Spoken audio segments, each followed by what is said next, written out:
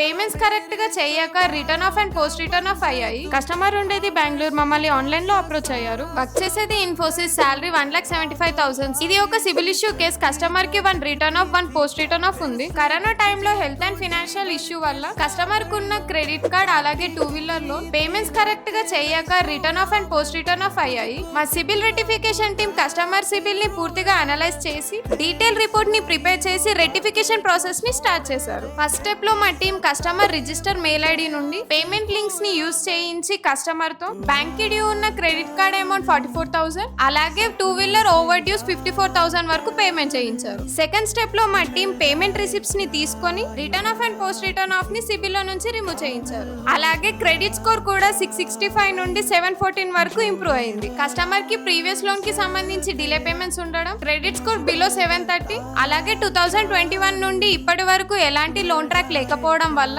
Third step లో మా team customer profile ని బిల్డ్ చేయడం కోసం ఈ కేస్ ని ట్రూ హోమ్ ఫైనాన్స్ లో లాగిన్ చేసి 30 lakhs మార్గేజ్ లోన్ ప్రాసెస్ చేశారు. 5 years నుంచి ఉన్న సిబిల్ ఇష్యూస్ క్లియర్ అవ్వడం వల్ల కస్టమర్ చాలా హ్యాపీగా ఫీల్ అయ్యారు.